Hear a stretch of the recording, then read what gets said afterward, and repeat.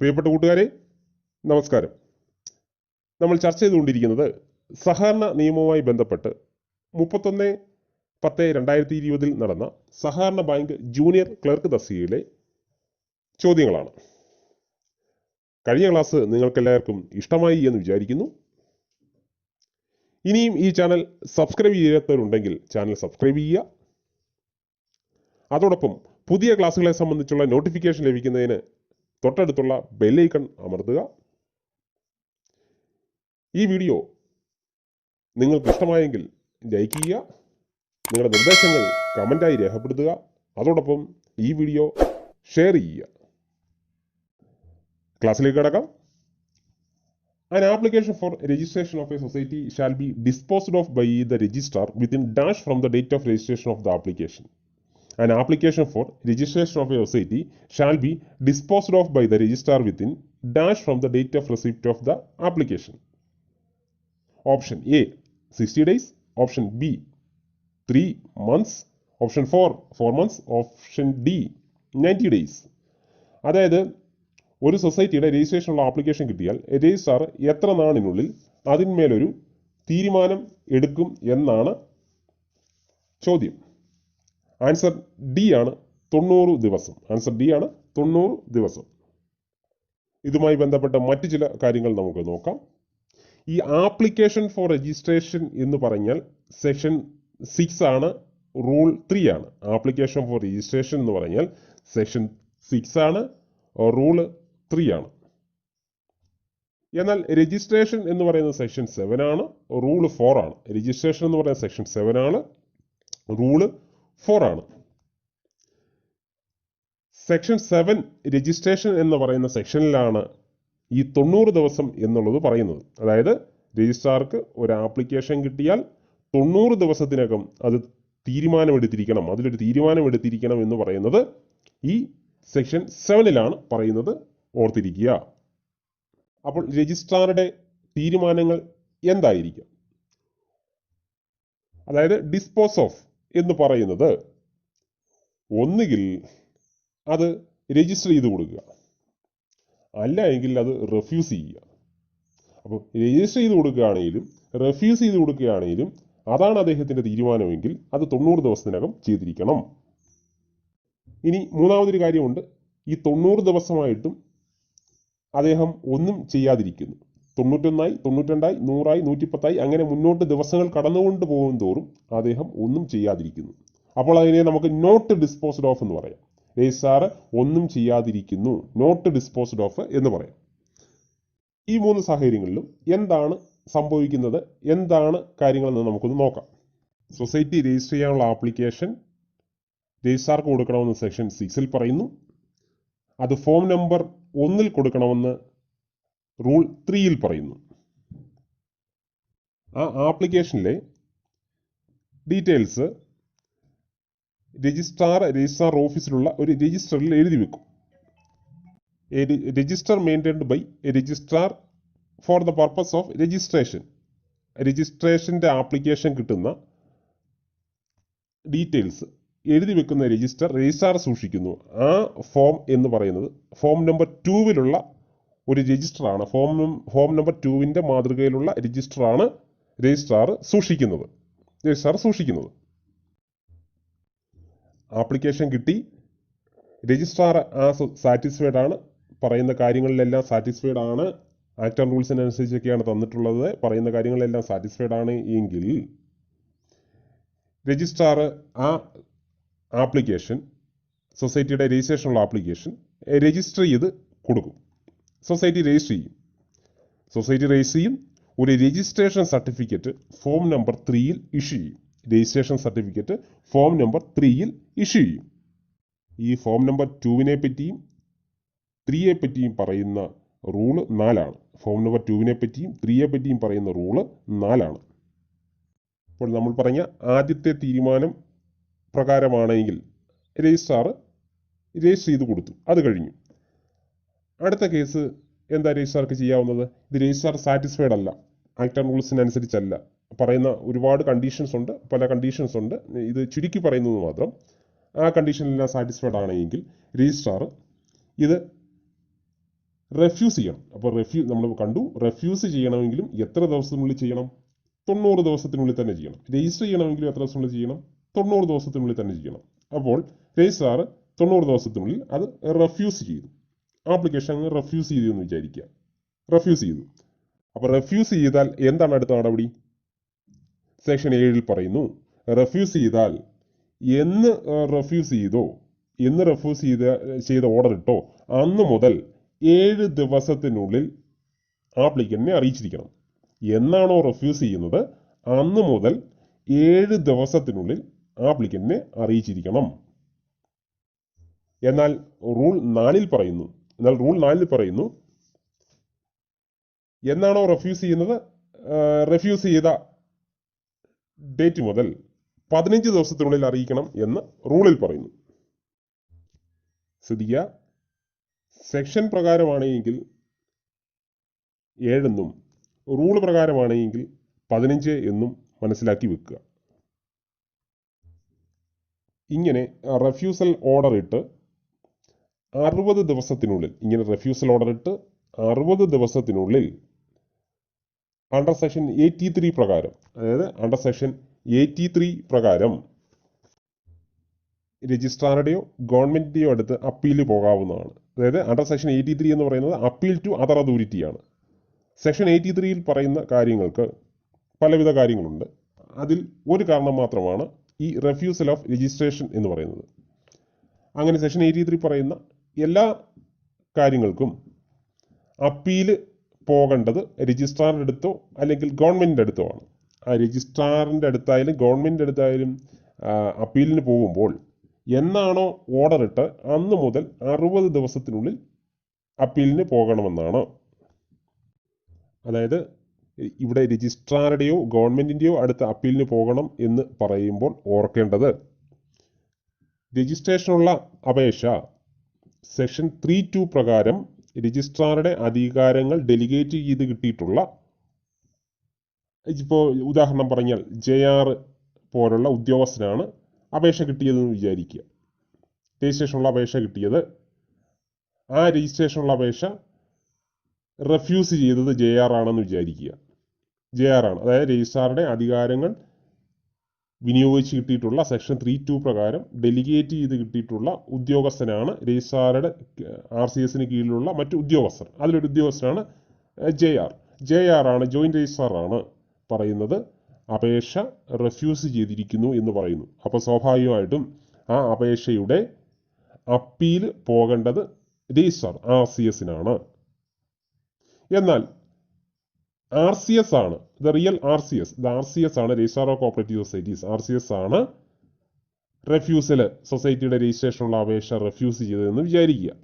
സൊസൈറ്റിയുടെ അപേക്ഷ റെഫ്യൂസ് ചെയ്ത് എങ്കിൽ അപേക്ഷ കൊടുക്കേണ്ടത് ഗവൺമെന്റിനാണ്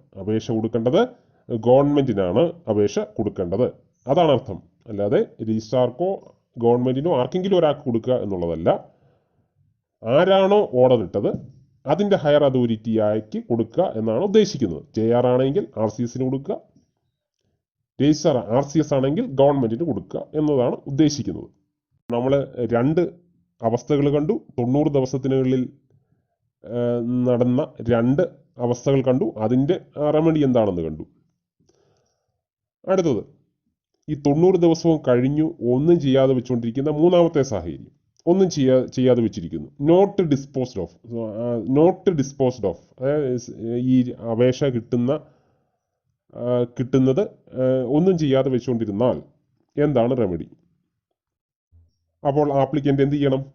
ആപ്ലിക്കൻ്റ് ചെയ്യേണ്ടത് ഒരു റെപ്രസെൻറ്റേഷൻ സമർപ്പിക്കണം, ഒരു പരാതി ബോധിപ്പിക്കണം, ഒരു അപേക്ഷ ബോധിപ്പിക്കണം. അങ്ങനെ റെപ്രസെൻറ്റേഷൻ ബോധിപ്പിക്കേണ്ടത് രജിസ്ട്രാറുടെയോ ഗവൺമെന്റിന്റെയോ അടുത്താണ്. മുമ്പേ പറഞ്ഞതുപോലെ തന്നെ രജിസ്ട്രാറുടെയോ ഗവൺമെന്റിന്റെയോ അടുത്താണ്. റെപ്രസെൻറ്റേഷൻ എന്ന വാചകം ഓർത്തിരിക്കണം. നോട്ട് ഡിസ്പോസ്ഡ് ഓഫ് ആണെങ്കിൽ റെപ്രസെൻറ്റേഷൻ എന്ന വാചകം ഓർത്തിരിക്കണം. രജിസ്ട്രാറുടെയോ ഗവൺമെന്റിന്റെയോ അടുത്താണ്. ഈ രജിസ്ട്രാറുടെയോ ഗവൺമെന്റിന്റെയോ അടുത്ത് എന്ന് പറയുന്നത് തൊട്ടുമുമ്പ് പറഞ്ഞതുപോലെ തന്നെ രജിസ്ട്രാറുടെ അധികാരങ്ങൾ വിനിയോഗിച്ച് കിട്ടിയിട്ടുള്ള സെക്ഷൻ 3(2) പ്രകാരം രജിസ്ട്രാറുടെ അധികാരങ്ങൾ ഡെലിഗേറ്റ് ചെയ്ത് കിട്ടിയിട്ടുള്ള ഉദ്യോഗസ്ഥനാണ് ഈ അപേക്ഷ ഒന്നും ചെയ്യാതെ വെച്ചുകൊണ്ടിരിക്കുന്നതെങ്കിൽ, ഉദാഹരണം പറഞ്ഞാൽ JR ആണ് ഒന്നും ചെയ്യാതെ വെച്ചുകൊണ്ടിരിക്കുന്നതെങ്കിൽ റെപ്രസെൻറ്റേഷൻ ആർക്ക് കൊടുക്കണം? രജിസ്ട്രാർക്ക് കൊടുക്കണം. എന്നാൽ RCS ആണ് അപേക്ഷ, RCSന്റെ കയ്യിൽ RCS അപേക്ഷ കിട്ടി ഒന്നും ചെയ്യാതെ വെച്ചുകൊണ്ടിരിക്കുന്നു എന്ന് വിചാരിക്കുക. അങ്ങനെയെങ്കിൽ ആ റെപ്രസെൻറ്റേഷൻ കൊടുക്കേണ്ടത് ആർക്കാണെന്ന് ചോദിച്ചാൽ ഗവൺമെൻറ്റിനാണ് റെപ്രസെൻറ്റേഷൻ കൊടുക്കേണ്ടത്. അങ്ങനെ RCSോ ഈ ഗവൺമെൻറ്റോ റെപ്രസെൻറ്റേഷൻ കിട്ടി 60 ദിവസത്തിനുള്ളിൽ ഒരു തീരുമാനമെടുക്കാനുള്ള നിർദ്ദേശം കൊടുത്തിരിക്കണം. 60 ദിവസത്തിനുള്ളിൽ ഒരു തീരുമാനം എടുക്കാനുള്ള നിർദ്ദേശം കൊടുത്തിരിക്കണം. അല്ലെ, ഒരു 60 ദിവസത്തിനുള്ളിൽ ഒരു തീരുമാനം എടുത്തിരിക്കണം. ശ്രദ്ധിക്കുക, സെക്ഷൻ 6 എന്നും 7 എന്നും റൂൾ 3 എന്നും 4 എന്നും പറയുന്ന വളരെ ബൃഹത്തായ ഒരു ഭാഗമാണ്. അത് ഡീറ്റെയിൽഡ് ആയിട്ട് മനസ്സിലാക്കിയെങ്കിൽ മാത്രമേ നിങ്ങൾക്ക് ആ ക്ലാസ്സുകൾ, അതിൻ്റെ ഡീറ്റെയിൽഡ് ഭാഗങ്ങൾ നിങ്ങൾക്ക് മനസ്സിലാകുകയുള്ളൂ. അതൊരു മറ്റൊരു ക്ലാസ്സിൽ നമുക്ക് ഡീറ്റെയിൽഡ് ക്ലാസ്സുകൾ എടുക്കാവുന്നതാണ്. ഓൺലൈൻ ക്ലാസ്സുകളിൽ പങ്കെടുത്ത ആൾക്കാർക്ക് ഡീറ്റെയിൽഡ് ക്ലാസ്സുകളായിട്ട് എടുത്തു വരുന്നുണ്ട്. ഇത് സ്ഥിര പരീക്ഷകൾക്ക് ചോദിക്കാറുള്ള ഏറ്റവും പ്രധാനപ്പെട്ട ഭാഗങ്ങൾ മാത്രം ഒന്ന് പോയിന്റ് ഔട്ട് ചെയ്തു പറഞ്ഞു എന്ന് മാത്രം. ഡീറ്റെയിൽഡ് ക്ലാസ്സുകൾ മറ്റൊരു അവസരത്തിൽ കേൾക്കുമ്പോൾ നിങ്ങൾക്ക് കൂടുതൽ കാര്യങ്ങൾ മനസ്സിലാവുന്നുണ്ട്, ഡീറ്റെയിൽഡായിട്ട് പഠിക്കാൻ ഉണ്ട് എന്ന് മനസ്സിലാക്കുക. ഇപ്പോൾ ഇത് വളരെ പോയിന്റ്സ് മാത്രമാണ്, അത് നിങ്ങൾ മനസ്സിലാക്കി വെക്കുക. അടുത്ത ചോദ്യം, every application made to the registrar for the registration of അമെൻമെന്റ് of bylaws shall be signed by dash and dash. Every application made to the registrar for the registration of അമെൻമെന്റ് of bylaws shall be signed by dash and dash. Option A, President and 2 members of the committee. Option B, President and Secretary. Option C, Secretary and 3 members of the committee. Option D, Secretary and 2 members of the committee. ചോദ്യം ഇതാണ്, അമെൻമെന്റിനുള്ള application registrar കൊടുക്കുമ്പോൾ ആരൊക്കെ sign ചെയ്യണം? Answer option D ആണ്, secretary and 2 members of the committee. അമെൻമെന്റ് section 12 ആണ്.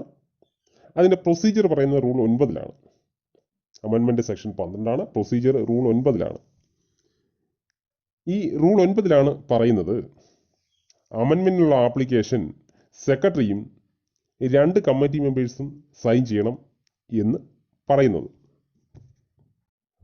അമെൻമെന്റും വളരെ detailed ആയിട്ട് പഠിക്കാനുള്ളൊരു പോർഷനാണ്.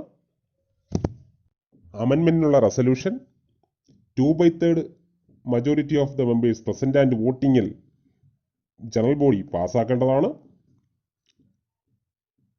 അമെൻമെന്റിനുള്ള റെസൊല്യൂഷൻ ജനറൽ ബോഡിയുടെ എത്ര ഭൂരിപക്ഷത്തിലാണ് പാസ്സാക്കേണ്ടതെന്ന് ചോദിച്ചാൽ 2/3 majority of the members present and voting, പ്രസന്റായി വോട്ട് ചെയ്ത 3/2 അംഗങ്ങളുടെ ഭൂരിപക്ഷത്തിന് പാസ്സാക്കണം എന്നാണ് ഓർത്തിരിക്കുക. ഈ 3/2 എന്നുള്ളത് ഓർത്തിരിക്കണം. ഈ റെസൊല്യൂഷൻ പാസ്സാക്കിയ ജനറൽ ബോഡി മീറ്റിംഗ് മുതൽ എത്ര നാളിനുള്ളിൽ അത് രജിസ്ട്രാർക്ക് കൊടുത്തിരിക്കണം എന്ന് ചോദിച്ചാൽ അത് 1 മാസത്തിനുള്ളിൽ കൊടുത്തിരിക്കണം. എന്നാണോ ജനറൽ ബോഡി കൂടിയത് അന്ന് മുതൽ 1 മാസത്തിനുള്ളിൽ, within 1 month from the date of general body meeting എന്നതാണ് ആൻസർ. ഓർത്തിരിക്കുക, വിത്തിൻ ജനറൽ ബോഡി മീറ്റിംഗ് എന്ന് കൂടി പാസ്സാക്കിയോ അന്ന് മുതൽ 1 മാസത്തിനുള്ളിൽ രജിസ്ട്രാർക്ക് ഈ റെസൊല്യൂഷൻ ഫോർവേഡ് ചെയ്യേണ്ടതാണ്. അമെൻമെന്റിന്റെ ഫീസ് 500 രൂപയാണ്. അമെൻമെന്റിന്റെ ഫീസ് 500 രൂപയാണ്. എന്നാൽ വുമണ്, സ്കൂള്, SC/ST സൊസൈറ്റികളാണെങ്കിൽ 50 രൂപ മതിയാവും. അമെൻമെന്റ് ഫീസ് ട്രഷറിയിൽ അടയ്ക്കണം, അത് 500 രൂപയാണ്. വുമണ്, സ്കൂള്, SC/ST സൊസൈറ്റികളാണെങ്കിൽ അത് 50 രൂപയാണ്. രജിസ്ട്രേഷൻ്റെ ഫീസ് കൂടെ ഈ സമയത്ത് ഓർത്തിരിക്കുക. രജിസ്ട്രേഷൻ്റെ ഫീസ് ഒരു സൊസൈറ്റിയുടെ area of operation within a താലൂക്കാണെങ്കിൽ, ഒരു സൊസൈറ്റിയുടെ ഏരിയ ഓഫ് ഓപ്പറേഷൻ ഒരു താലൂക്കിനകത്താണെങ്കിൽ 2000 രൂപയാണ്. Within a taluk 2000. എന്നാൽ a taluk and above but less than a district, a taluk and above but less than a district, അതായത് ഒരു താലൂക്കോ അതിനു മുകളിലോ പക്ഷേ ഒരു ജില്ലയ്ക്ക് താഴെയാണെങ്കിൽ 4000 രൂപയാണ് ഫീസ്. രജിസ്ട്രേഷൻ്റെ ഫീസ് 4000 ആണ്. ഒരു ഡിസ്ട്രിക്റ്റ് ആണെങ്കിൽ 5000 ആണ് രജിസ്ട്രേഷൻ്റെ ഫീസ്. ഒരു ഡിസ്ട്രിക്റ്റ് ആണ് സൊസൈറ്റിയുടെ ഏരിയ ഓപ്പറേഷനിൽ രജിസ്ട്രേഷൻ്റെ ഫീസ് 5000 ആണ്. മോർ ദാൻ 1 ഡിസ്ട്രിക്റ്റ് ആണെങ്കിൽ, ഒരു സൊസൈറ്റിയുടെ ഏരിയ ഓപ്പറേഷൻ ഒന്നിലധികം ഡിസ്ട്രിക്റ്റ് ആണെങ്കിൽ, ഒരു സൊസൈറ്റിയുടെ area operation more than 1 district ആണെങ്കിൽ 10,000 ആണ്, 10,000 ആണ്. അപ്പോൾ ഓർത്തിരിക്കുക, രജിസ്ട്രേഷൻ്റെ ഫീസുകൾ വിത്തിൻ എ താലൂക്ക് 2,000, രജിസ്ട്രേഷൻ്റെ fees A taluk and above but less than A district 4,000, registration fees ഒരു ഡിസ്ട്രിക്റ്റ് ആണെങ്കിൽ 5,000, രജിസ്ട്രേഷൻ്റെ ഫീസ് മോർ ദാൻ 1 ഡിസ്ട്രിക്റ്റ് ആണെങ്കിൽ 10,000 ആണ് എന്ന് ഓർത്തിരിക്കുക. ഇതിന് ഒരു ഒഴിവുണ്ട്. രജിസ്ട്രേഷൻ അമെൻമെൻറ്റിന് നമ്മൾ മുൻപ് കണ്ടതുപോലെ രജിസ്ട്രേഷൻ്റെ ഫീസിന് ഒരു ഇളവുണ്ട്. സ്കൂൾ കോളേജ് സൊസൈറ്റികളാണെങ്കിൽ 100 രൂപ അടച്ചാൽ മതിയാവും. സ്കൂൾ കോളേജ് കോപ്പറേറ്റീവ് സൊസൈറ്റികളാണെങ്കിൽ 100 രൂപ രജിസ്ട്രേഷൻ അടച്ചാൽ മതിയാവും. വുമൺ ഷെഡ്യൂൾഡ് കാസ്റ്റ് SC/ST സൊസൈറ്റികൾ, അതായത് വുമൺ സൊസൈറ്റികളോ SC/ST സൊസൈറ്റികളോ ആണെങ്കിൽ 500 രൂപ അടച്ചാൽ മതിയാവും. സ്കൂൾ കോളേജ് കോപ്പറേറ്റീവ് സൊസൈറ്റികളാണെങ്കിൽ 100 രൂപയും, വുമൺ SC/ST സൊസൈറ്റികളാണെങ്കിൽ 500 രൂപ രജിസ്ട്രേഷന് വേണ്ടി അടച്ചാൽ മതിയാവും. 500 രൂപ വുമൺ SC/ST സൊസൈറ്റികളാണെങ്കിൽ 500 രൂപ അടച്ചാൽ മതിയാവും. ഈ സൊസൈറ്റികളൊക്കെ അവരുടെ ഏരിയ ഓപ്പറേഷൻ എത്രയായാലും ഈ ഫീസ്, ഈ 100 രൂപയെന്നോ ഈ 500 രൂപയെന്നോ പറഞ്ഞ് ഈ ഫീസ് അടച്ചാൽ മതിയാവും. അടുത്ത question, which among the following shall not contain in the registration certificate of a society? Which among the following shall not contain in the registration certificate of a society? അതായത് സൊസൈറ്റിയുടെ രജിസ്ട്രേഷൻ സർട്ടിഫിക്കറ്റിൽ ഉൾപ്പെടാത്തത് എന്താണ്? Option A area of operation of the society, option B registration number of the society, C date of registration of the society, D code symbol for the district. Answer A ആണ്, area of operation of the society. അതായത് സൊസൈറ്റിയുടെ രജിസ്ട്രേഷൻ സർട്ടിഫിക്കറ്റിൽ ഉൾപ്പെടാത്തത് എന്തെന്നാണ് ചോദ്യം. സൊസൈറ്റിയുടെ രജിസ്ട്രേഷൻ സർട്ടിഫിക്കറ്റിൽ ഉൾപ്പെടാത്തത് എന്തെന്നാണ് ചോദ്യം. അത് area operation of the society സൊസൈറ്റിയുടെ രജിസ്ട്രേഷൻ സർട്ടിഫിക്കറ്റിൽ ഉൾപ്പെടുന്നതല്ല. രജിസ്ട്രേഷൻ സർട്ടിഫിക്കറ്റ് സെക്ഷൻ 8 ആണ്. രജിസ്ട്രേഷൻ സർട്ടിഫിക്കറ്റ് സെക്ഷൻ 8 ആണ്. റൂൾ 4 പറയുന്നു രജിസ്ട്രേഷൻ സർട്ടിഫിക്കറ്റ് ഫോം നമ്പർ 3 കൊടുക്കേണ്ടതെന്നും ആ രജിസ്ട്രേഷൻ സർട്ടിഫിക്കറ്റിൽ എന്തൊക്കെ ഉണ്ട് എന്നും പറയുന്നു. രജിസ്ട്രേഷൻ സർട്ടിഫിക്കറ്റിൽ രജിസ്റ്റർ നമ്പർ ഉണ്ടാവും, ഡേറ്റ് ഓഫ് രജിസ്ട്രേഷൻ ഉണ്ടാവും, പിന്നീട് രജിസ്ട്രാർ ഓരോ ഡിസ്ട്രിക്റ്റിനും ഓരോ ക്ലാസ് ഓഫ് സൊസൈറ്റീസിനും അനുസരിച്ച് ഒരു കോഡ് സിമ്പിൾ കൊടുക്കും. 3 കാര്യങ്ങളും രജിസ്ട്രേഷൻ സർട്ടിഫിക്കറ്റിൽ ഉണ്ടാവും. എന്നാൽ area of operation of the society registration സർട്ടിഫിക്കറ്റിൽ കാണിക്കാറില്ല. അടുത്ത ചോദ്യം, a member of a society may be removed from membership by. A member of a society may be removed from membership by. Option A the president, B the board, C general body, D special general body. അതായത് ഒരു സംഘത്തിലെ മെമ്പറിനെ മെമ്പർഷിപ്പിൽ നിന്നും remove ചെയ്യുന്നത് ആരാണ് എന്നാണ് ചോദ്യം. അത് answer option B ആണ്, ദ ബോർഡ് അല്ലെങ്കിൽ മാനേജിംഗ് കമ്മിറ്റി. ദ ബോർഡ് അല്ലെങ്കിൽ മാനേജിംഗ് കമ്മിറ്റി.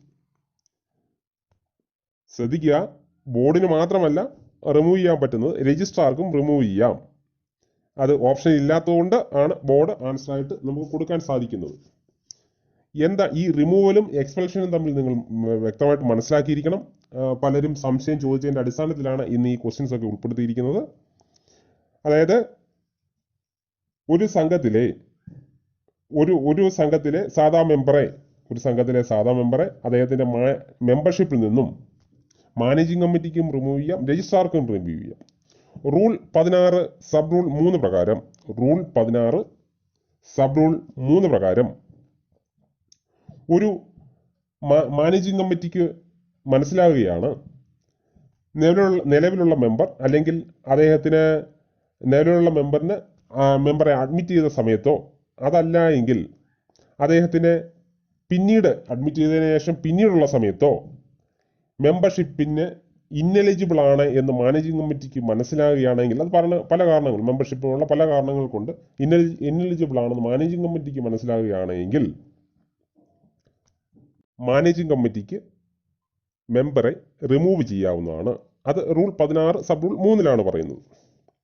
എന്നാൽ റൂൾ 16 സബ് റൂൾ 4-ൽ പറയുന്നു, റൂൾ 14 സബ് റൂൾ 4-ൽ പറയുന്നു രജിസ്ട്രാർക്ക് റിമൂവ് ചെയ്യാമെന്ന് പറയുന്നു. അതായത് രജിസ്ട്രാർക്ക് സ്വന്തം അഭിപ്രായ പ്രകാരമോ അല്ലെങ്കിൽ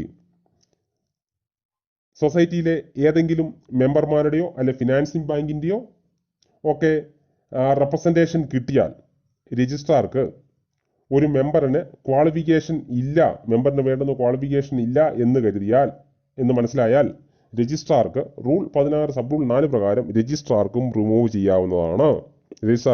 ചെയ്യാവുന്നതാണ് എന്ന് മനസ്സിലാക്കിയിരിക്കുക. എന്നാൽ ഈ എക്സ്പെൽഷൻ വ്യത്യാസമുണ്ട്. പലരും ചോദിച്ച സംശയമാണ്, ഇത് എക്സ്പെൽഷൻ അല്ലേ, ഇത് ജനറൽ ബോഡി അല്ലേ ഇതിൻ്റെ ആൻസർ എന്ന്. അല്ല. എന്താണ് എക്സ്പെൽഷൻ? വ്യത്യാസമുണ്ട്. എക്സ്പെൽഷൻ എന്ന് പറയുന്നത് സെക്ഷൻ 17 പ്രകാരം നടക്കുന്ന ഒരു നടപടിയാണ്. എക്സ്പെൽഷൻ എന്ന് പറയുന്നത് സെക്ഷൻ 17-ആണ്. ആ 17 പ്രകാരം റൂൾ 18 പ്രകാരമാണ് എക്സ്പെൽഷൻ നടക്കുന്നത്. അതായത് സെക്ഷൻ 17 പ്രകാരവും റൂൾ 18 പ്രകാരവുമാണ് എക്സ്പെൽഷൻ നടക്കുന്നത്. സെക്ഷൻ 17 എന്ന് പറയുന്ന എക്സ്പെൽഷനാണ്, റൂൾ 18 എന്ന് പറയുന്ന എക്സ്പെൽഷൻ്റെ പ്രൊസീജിയറാണ്. അത് പ്രകാരം സെക്ഷൻ 17 പ്രകാരം ജനറൽ ബോഡി, അതായത് സ്പെഷ്യൽ ജനറൽ ബോഡിയാണ് 3/2 ഭൂരിപക്ഷത്തിൽ, സ്പെഷ്യൽ ജനറൽ ബോഡി 3/2 ഭൂരിപക്ഷത്തിൽ, 2/3 ഭൂരിപക്ഷത്തിൽ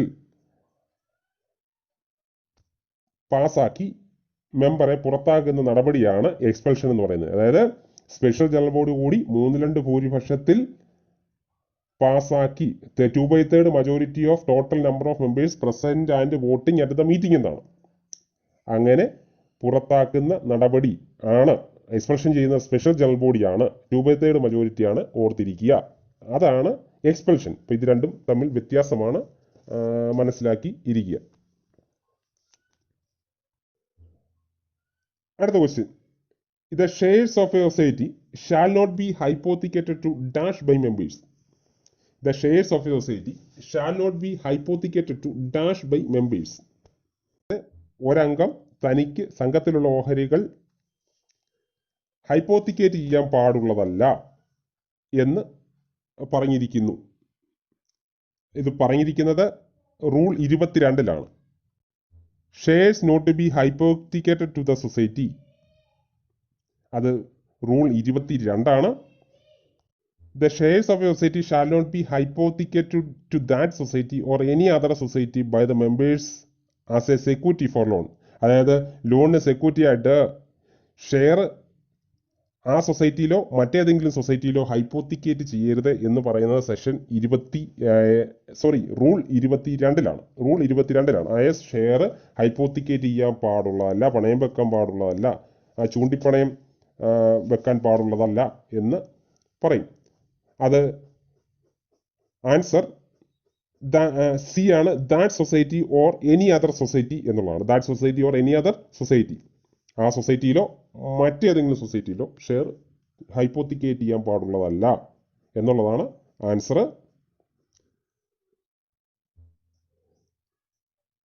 KCS ആക്ട് 110 സെക്ഷനും 201 റൂളുകളുമുണ്ട്. ആ 110 സെക്ഷനും ഡീറ്റെയിൽഡ് ആയിട്ട് പഠിക്കണം. 201 റൂളുകളിൽ ഭൂരിഭാഗം റൂളുകളും നമുക്ക് ഡീറ്റെയിൽഡ് ആയിട്ട് പഠിക്കേണ്ടത് തന്നെയാണ്.